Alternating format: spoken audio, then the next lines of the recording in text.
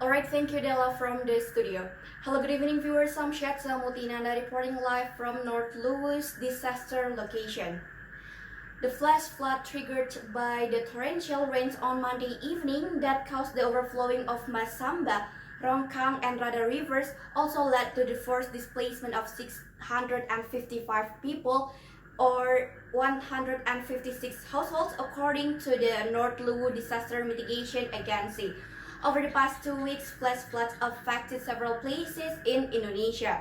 7 sub-districts in Lamandau District, Central Kalimantan Province, Pasir Village, Meulaba, West Aceh District, Aceh Province, Kapuas Hulu District, West Kalimantan Province were among the affected areas. In Lamandau District, Central Kalimantan Province, flash flood left no less than 2,814 people from 140 families in 33 villages in the 7 sub-districts in alert. And now viewers, we have here with us Mr. Nurdin as the government of the South Sulawesi who is concerning with the current condition.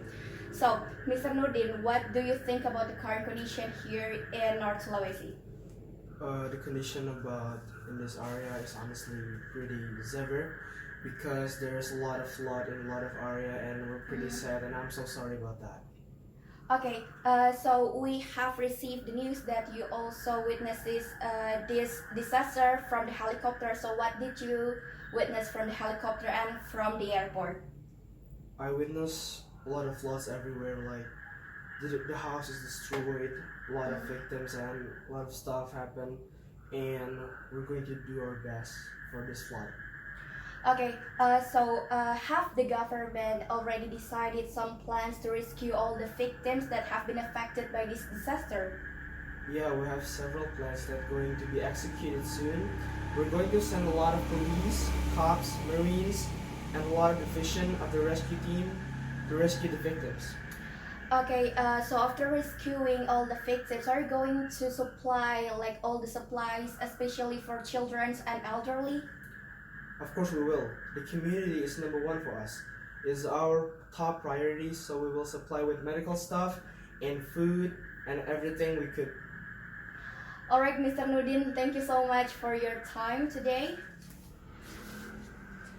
And viewers, as Thursday morning, the death toll from this natural disaster has reached 24, while 69 other residents reportedly went missing, according to the Luwu Utara Disaster Mitigation Agency. Meanwhile, North Luwu District Head Indah Putri Indriani pointed out that heavy rainfall having triggered landslides in over 20 areas around the slope of Mount Lero heading to Rada River. Makassar-based Search and Rescue Agency head Mustari had earlier stated that several households in the sub-district of Masamba, Sabang, Bau Buntu, South Bau Buntu, Malangke, and West Malangket had borne to the brunt of the flash flood. Hendra Lesmana, the Lamandu district head, on July 13th claimed that this peak of flooding was the worst of its kind to have ever hit the districts. And viewers, local rescuers also continued their efforts to locate those still missing on Thursday, while those from the related agencies worked cautiously to reopen the road sections gripped by the landslides. And the local authorities have evacuated flood victims to the safer places. The flooding also severed land transportation in the wake of several roads being swamped by the flood waters.